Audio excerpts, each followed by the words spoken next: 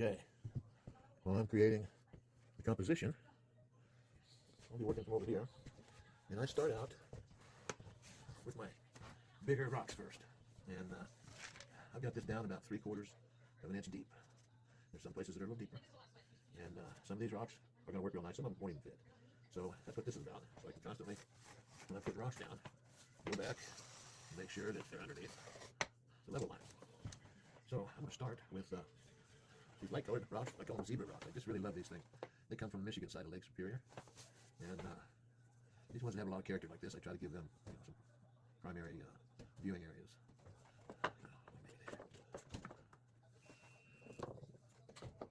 So when I'm putting the rocks in, I'm thinking about what the rivers are like that I've grown up paddling, and how the rock formations are lined up. Like these right here too. That's a prominent position. I hope that'll go. Oh, not quite. Not quite. Turn it over a bit out there, maybe. No, not quite. Oh, I like that rock. I like over here. So, okay.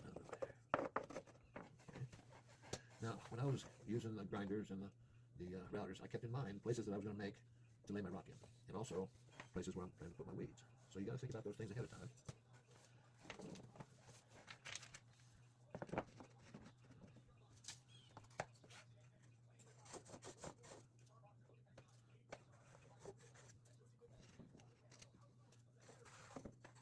There we go.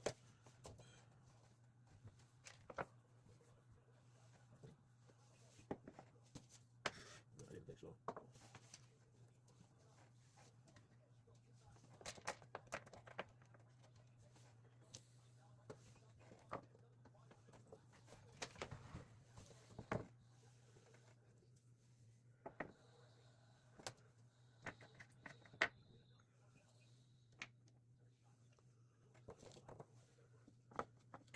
So I'm looking for rocks that have a lot of character. They're also going to be able to fit in without being too tall. Like that one. Oh, so close, so nice a rock. I'm going to try it in there. Okay, we'll see if that works. It's important that you have a good palette of flat rocks. And I want to create something that's going to look natural. Natural as possible.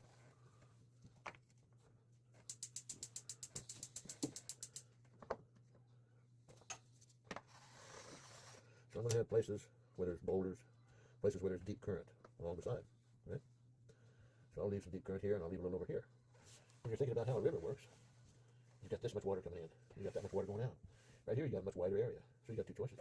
You can put a lot of rocks in there to bring the level of the underground level of the river up with some deep channels, and that takes up how much, a good deal of how much river's flowing. Or you can have a deeper, slow-moving river without the rocks, but then you don't want a bunch of current looking stuff in there. So you need to think about that when you're making a river. What does a real river look like? So, salting the bottom of the river with some gravel and some boulders that would be stacked up like natural rocks would do. That might not work.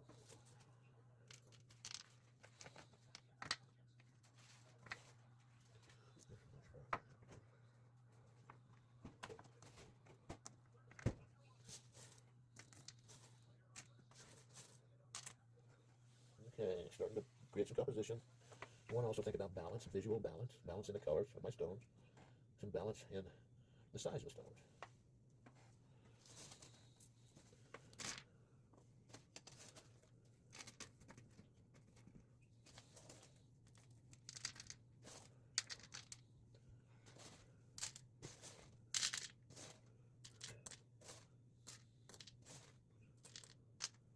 Okay, so now I can start filtering in some of my plant life, and what I really like to use is the light curve.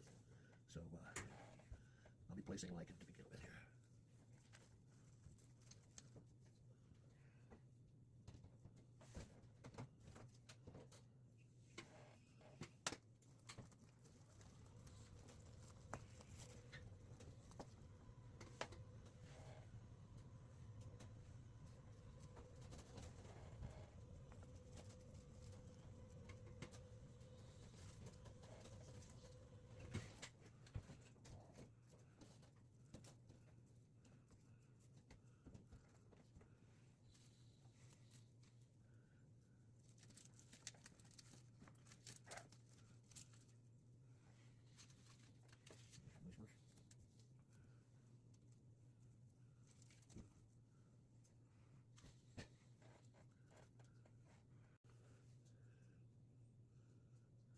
Okay, looks like we're back on.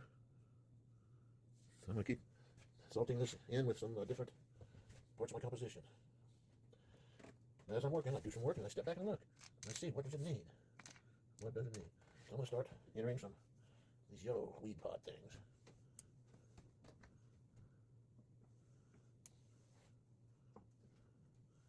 To start introducing some color in a balanced sort of way. You know, a little over here, we need a little over there. And I don't care if it's green up or yellow up. I just want something that looks very organic.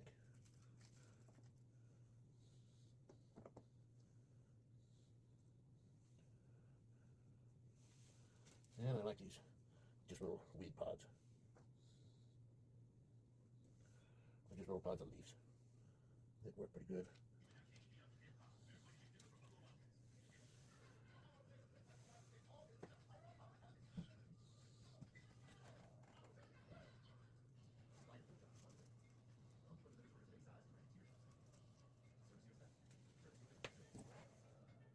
And these stems and things, you just kind of press them down in there.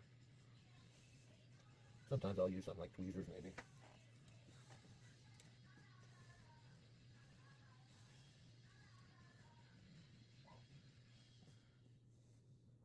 And I always put in more than it seems like I need, because a lot of it just gets covered up with design. These are just some little stick things. They're pretty organic.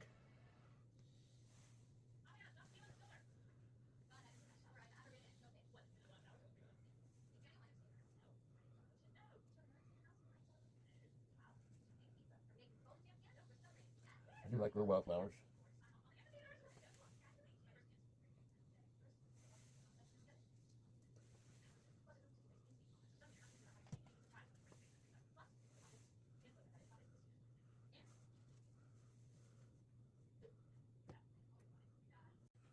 Okay, I'm ready to put in my red epoxy. I mixed it outside in the garage.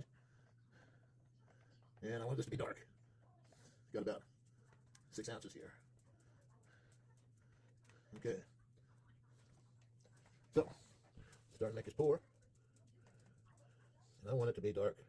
This is going to represent the deep, dark part of the river.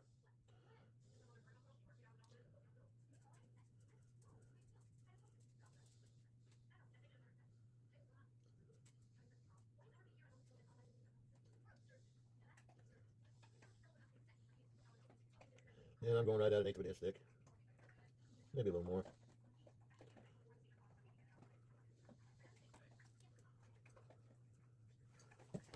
It's a deep red. And I'm going to filter in some sand.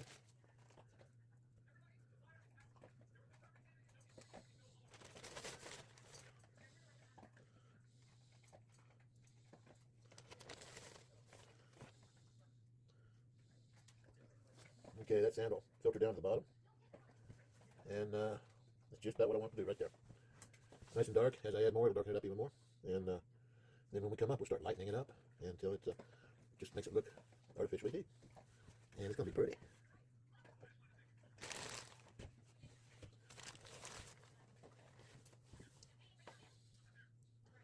So I'm going to add a few more little points of interest.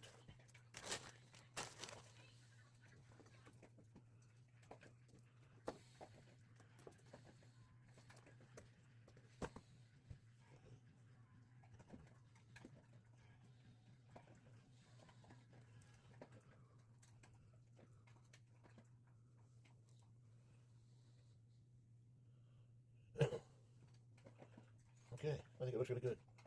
Just what I wanted. So I got all that cure, and then put another coat on. I will try to catch it in just a few hours when it sets up tacky. I want it to be sticky tacky, and I can pour another coat on. I am going to hit it with the torch, take any bubbles out of it without setting any of my organics on fire.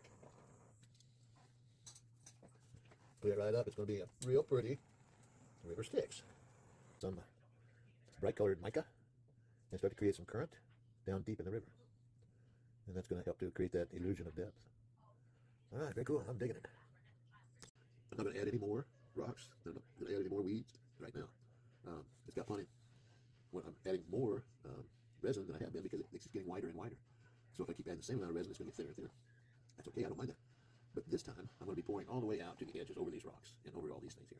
So it's going to be dripping down and covering these things and leaving some epoxy behind to give them a coating of epoxy. So it just needs a little bit more now. So I'm going to go ahead and mix up 8 ounces of clear and pour that in. So that's what our next step is. And it'll probably be about another, 15 minutes or so. Now, another thing I've done, and this is important, is I've taken my straight edge and I've run it along the top here to be sure that I don't have a bunch of elements up above the level. So when I get right here, it hangs up. It's because of this lichen here. Now, this organic stuff, when it's sticking up above, it wipes off or grinds off real easy. So that's really not a problem. It's the rocks I'm more concerned with than anything. And I can get along with not hitting any rocks right up to that spot right there. But I really like this rock. I like the pinks in it and the veins in it. And it's just barely above the surface of where the surface of the water will be.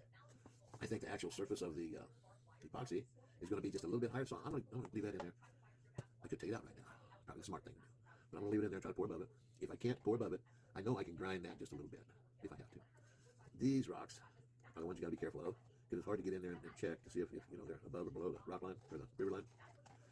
But they also grind off pretty easy. So that'll be something we'll touch on because I will for sure. I'll have to go in and do some grinding when I'm doing rocks and things in these areas here, bringing the river bed up to level of ground level. I'll always have some mids up above that I'll have to grind a little bit. But that's why I want to use this a lot. And to keep my major rocks, my major ones that have a lot of cool activity going on in them that I want to highlight, I've got those up close to the surface. And then after I put a coat of clear on today, that's going to help to preserve, the character of these rocks. So that's what we're doing today, first of all. And I hope to have 3 or 4 pours in at least today. And I hope to get it up to ground level or very close. And then, so I'll be ready to start pouring the whole surface and finishing the surface of the piece. So that's where we're at. Now it's a matter of waiting on our epoxy to warm up a little bit and mix it up, make a pour. Okay, the resin I allowed to warm up in the sink out in the shop for about 30 minutes. And I can't stress enough how well you have to mix this resin. You just got to mix it. Even though there's only 8 ounces here, you still have to spend a lot of time mixing to make sure it's blended really well. Now, I usually don't sand in these places here because it just ends up making dust that I can't get out. All right, now I'm going to start making a pour. I'm going to use this clear. I'm going to cover my color details. And I'm going to try to preserve them as much as possible. So I'm pouring right over the top of these rocks and the color. And it's running right down into the riverbed. So I'm doing it real thin as soon as I can because I want to make this 8 ounces stretch all the way around.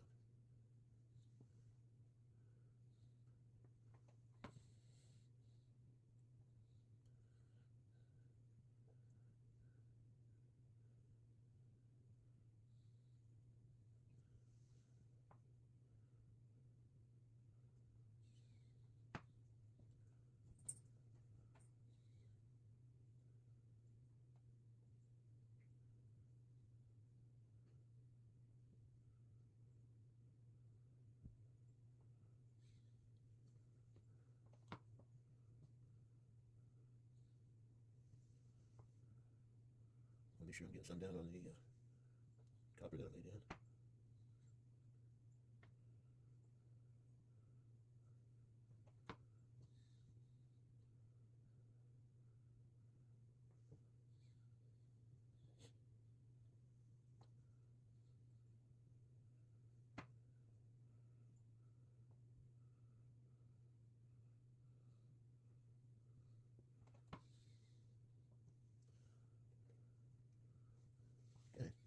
Well, that's just about right with my 8 ounces. Ready for another pour. This is our 4th level, I believe. And mix the epoxy thinner with the red. So we're going to pour some, this is 8 ounces, pour 8 ounces. Then I've got some tweezers. I'm probably going to place some more weeds and things like that. Maybe some rocks. So here we go. Just pouring down the middle and letting it spread this time. Equally on both sides, hopefully.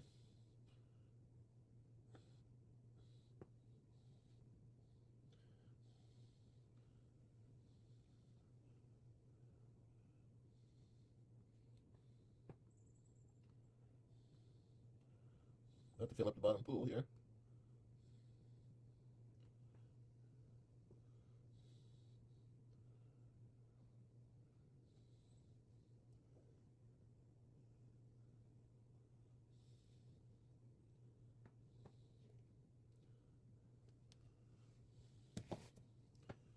Okay.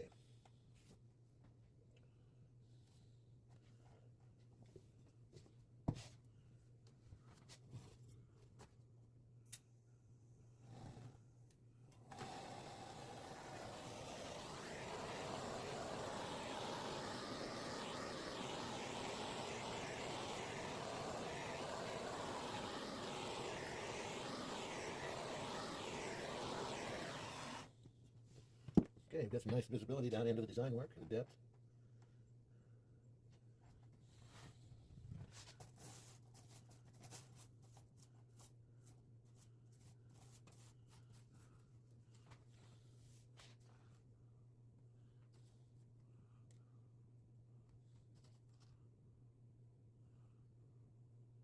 Putting a few rocks on some ledges.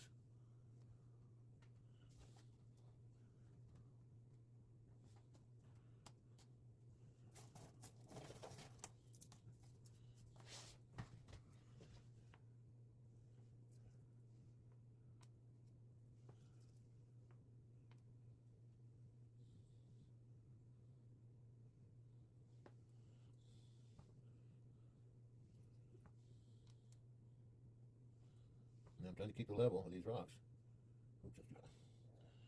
Down below the island level.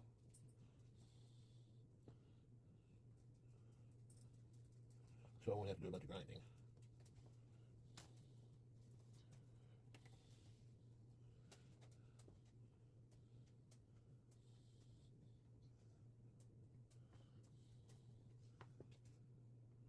I should be checking this.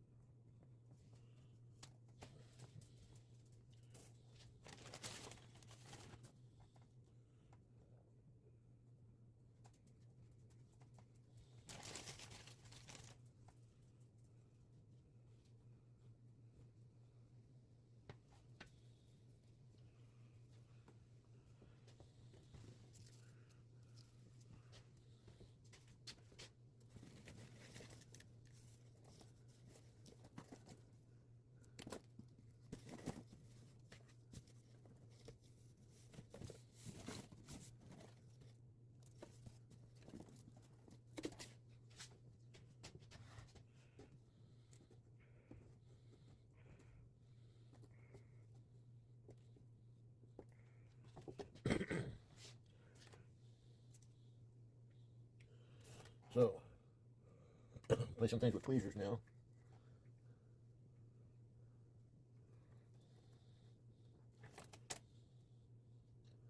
Some weed elements. And, well, that's not going to work there.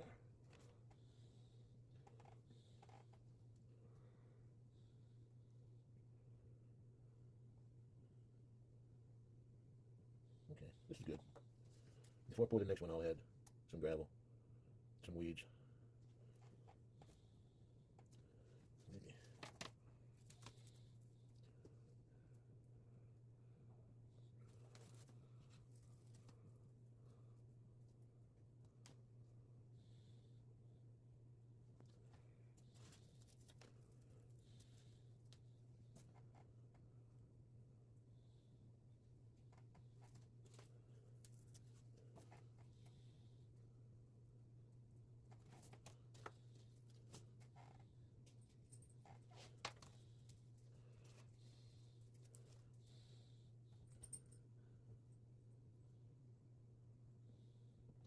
So I'm placing in a little bit more lichen. I really like the effect this stuff has. Really organic look to it.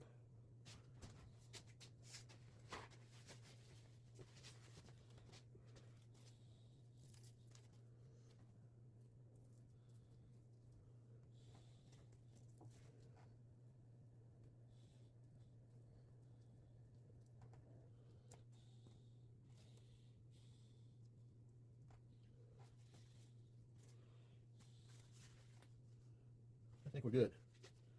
give it a couple more hours, and another.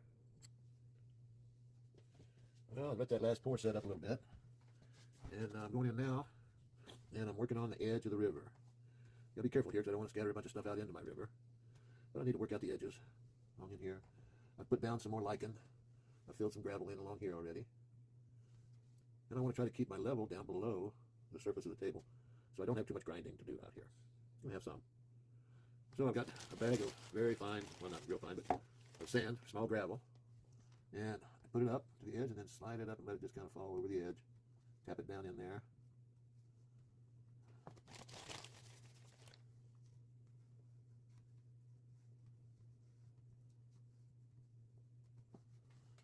And it's kind of tedious work, but not too bad.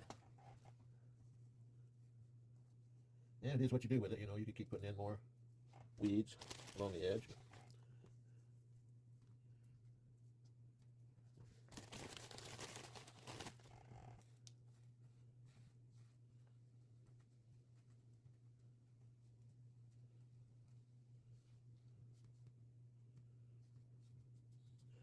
These are all marks I put in with the angle grinder.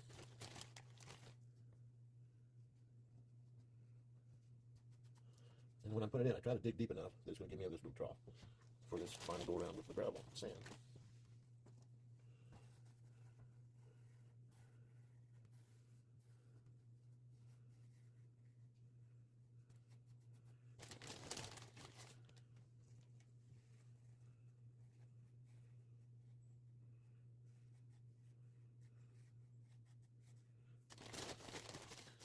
Now, the way I'm going to be finishing this piece off, I'll put one more pour of red in the river, and then the last pour of red that I'll bring right up to the edge will be clear. And the reason I do that is because I really don't want to get the red dye, the red epoxy, out on the surface of my table, because then I just have to sand that down. It makes things a little more difficult.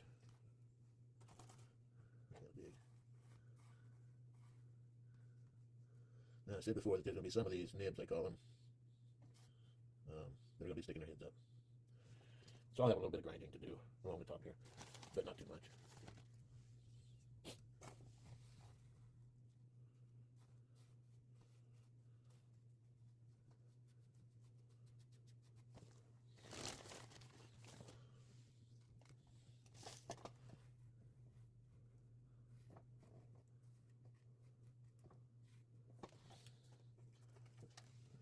Spot back in there, there's a rock.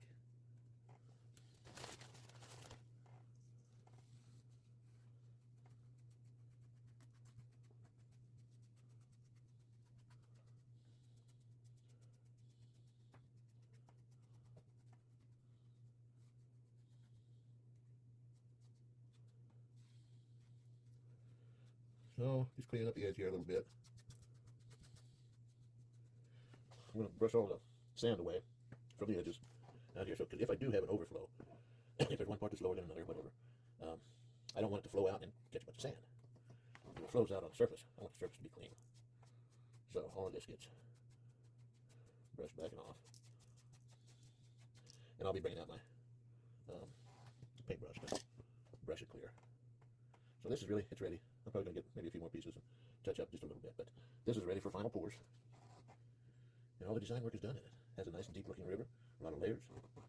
Draws your eye down in there, makes you want to look a little more, look at more stuff, more activity, and that's the kind of river I'd like to paddle down in a canoe. Sure is. Now my next thin coat of red I'll be putting on, and then I'll come in with some silver and some white probably and add some more currant. Not too much, just around some of these places to give it a little bit more movement, and but just a little bit, doesn't need much. So that's where we're at. We'll be back in another couple hours to do another portion. So we've had time for this to set up. It's tacky, ready for another pour. I mixed a thin epoxy to go in, thin red, and I gotta be careful that I don't put too much in. This time I mixed 10 ounces, and I've got about 1/8 of an inch to go, a little more than that maybe. So we'll see how good I am at estimating nowadays. I haven't done one in a while. Okay. I've got all the rocks, all everything in that's going in. So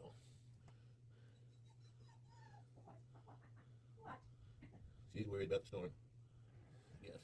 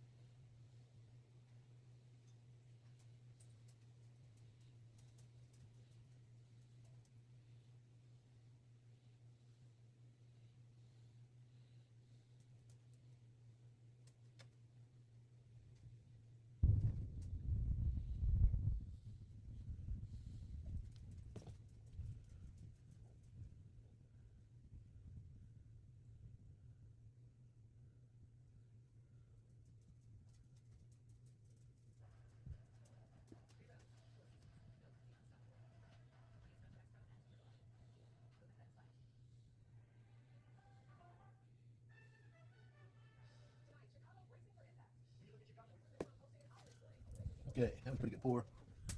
Got it up to where it's not quite over the top.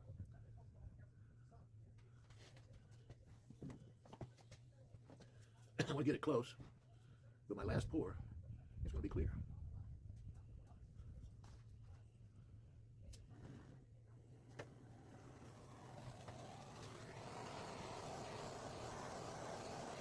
Get the bubbles out.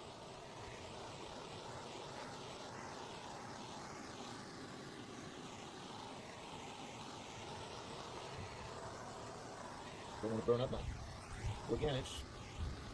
Using this bigger torch, gotta be careful. But I still want to get those bubbles.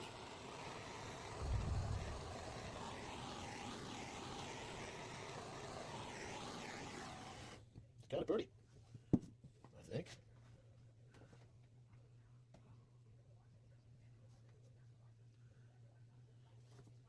So I brought in a little bit of clear. Then I'm going to mix some turquoise and some silver. I don't have very much turquoise.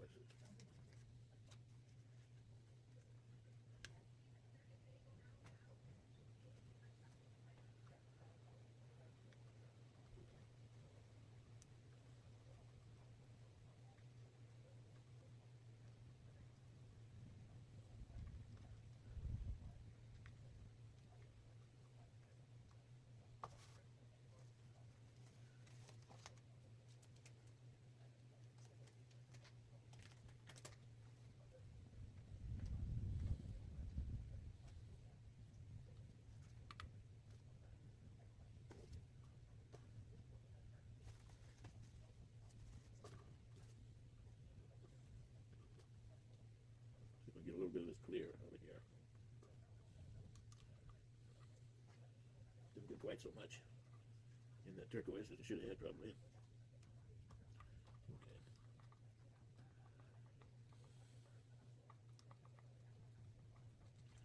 There's thunder and lightning outside, so I hope it doesn't knock our power out, or I'm going to have a problem. It's 5 o'clock, a little after 5, almost like nighttime now.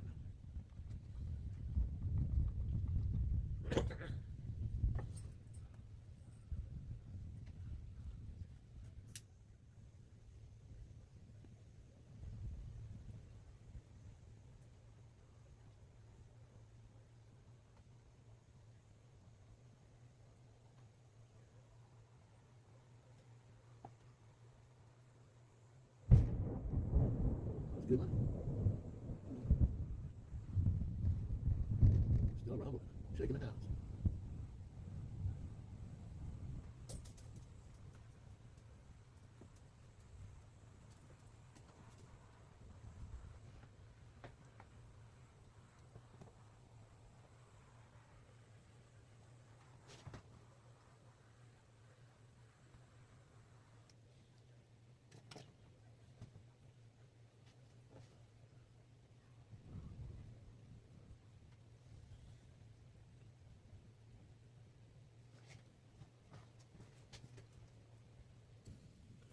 Well, I pulled the camera out and I'm going to try to get us a close-up so you can see what we got going on here. The camera never gives a good look, but I'm going to move in and see it. Hopefully you'll be able to see the layers and see the depth, the illusion of depth that I've created.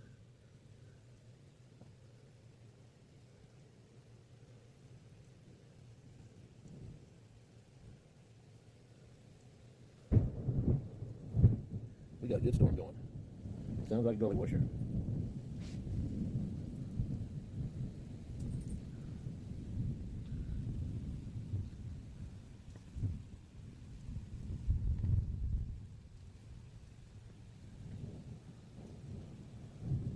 Now this is before I put on the last little touches of color to create some some motion, movement, riffles, shall we say.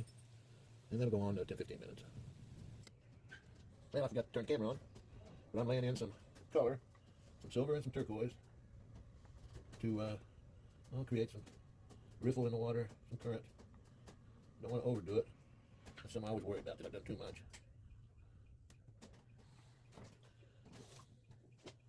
So that's about enough. Now I'll come back in pretty soon with a toothpick and swirl these around to create that current. And that's all the color going into it. The next layer will be clear. And I'll probably go ahead and put a dam up around the whole thing and pour enough to get my first coat on the tabletop.